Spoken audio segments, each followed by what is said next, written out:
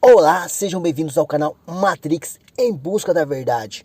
Hoje iremos contar um pouquinho da história do deus Horus, um dos deuses mais importantes da mitologia egípcia. Vamos viajar um pouquinho nessa história? Vem comigo. De acordo com a mitologia egípcia, o deus Horus representa o deus do céu, do sol nascente e mediador dos mundos. Além disso, é filho de Ísis, a deusa da fertilidade e magia, e de Osíris, o deus da vegetação e senhor da vida após a morte. E, enfim, representa a luz, a realeza e o poder. E também é conhecido como Erusaset ou Hahokwit. Ademais, o deus Horus é representado por um homem com a cabeça de falcão. No entanto, em algumas representações, ele tem asas de gavião. Além disso, em sua mão esquerda carrega a chave da vida e da morte. E no lugar de uma coroa em sua cabeça, há um disco solar. O deus Horus é um dos deuses mais importantes e poderosos do panteão egípcio, sendo que era venerado como um deus guerreiro e um deus vingador, pois foi responsável por vingar a morte de seu pai Osíris, que foi assassinado, também conhecido como aquele que repara os erros e restabelece a ordem justa das coisas.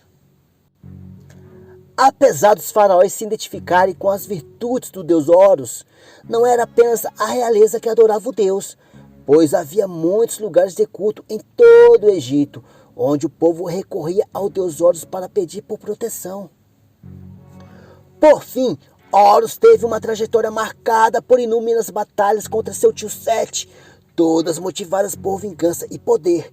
No entanto, a partir de 2200 a.C., após vencer Sete, Horus é elevado a símbolo do Egito unificado.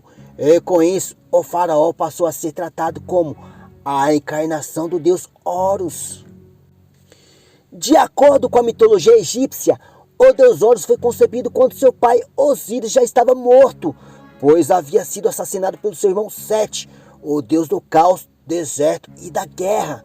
Em suma, a deusa Ísis, em sua forma de pássaro, pousou sobre seu corpo e realizou a fecundação.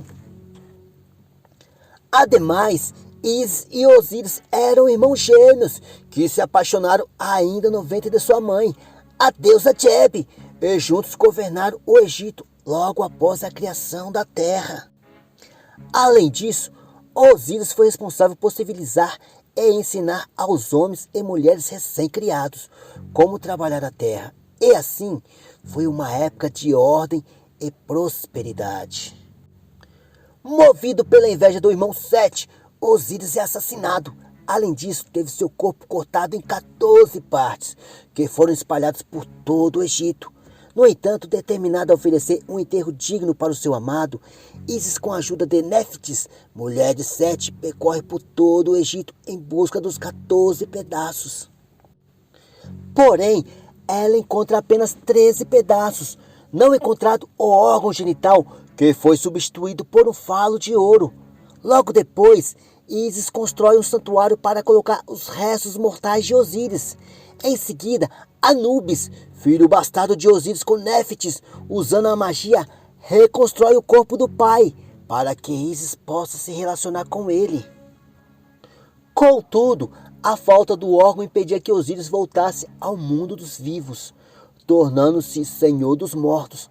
Curiosamente, o ritual funerário de Osíris ficou conhecido como a primeira mumificação. Enfim, dessa união nasce Horus.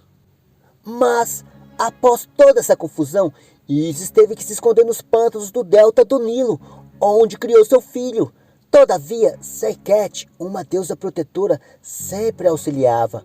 Ademais, o símbolo de Serket é um escorpião. Dessa forma, os escorpiões dados por ela protegiam Ísis e Horus. Ademais, quando cresceu, Horus jurou vingar a morte de seu pai. Dessa forma, travou inúmeras batalhas com seu tio Sete, que acaba sendo destronado e morto pelo sobrinho.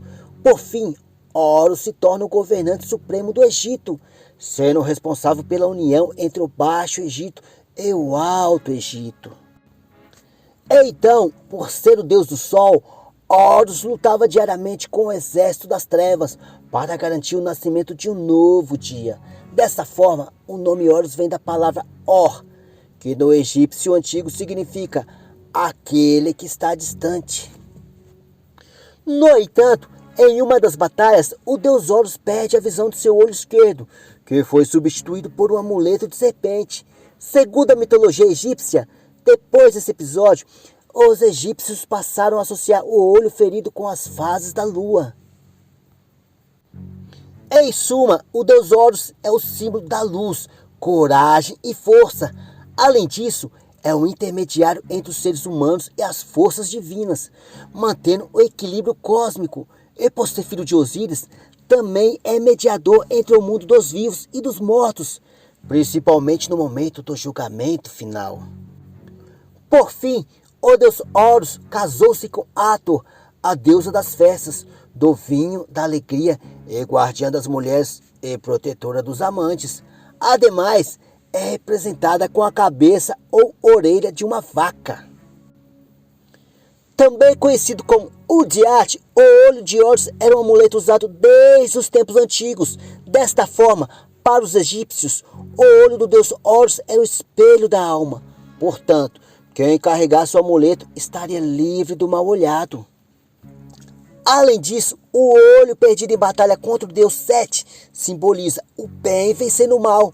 Por isso, o amuleto também representa luz, sorte, prosperidade, saúde e força. De acordo com a mitologia egípcia, o poder de Horus estava em seus olhos, sendo que o olho direito representava o sol, simbolizando o poder, o masculino e a integridade física. Já o olho esquerdo representava a lua, simbolizando a cura, o feminino e a capacidade de controlar as energias espirituais. Da mesma forma, o olho de Horus era usado em rituais de passagem dos mortos, onde era desenhado em diversos tamanhos. Além disso, tanto os faraós quanto os de classes mais pobres eram mumificados ou enterrados com objetos cravados pelo símbolo. Atualmente, o olho de Horus é muito usado em tatuagens, pois simboliza a proteção, além de representar força e coragem. E chegamos ao fim de mais um episódio da saga dos deuses do Antigo Egito. Se gostou, acione o sininho de notificação para ficar por dentro de cada vídeo. Deixe seu like, seu comentário e não se esqueça de se inscrever no canal. Fiquem todos com Deus e forte abraço.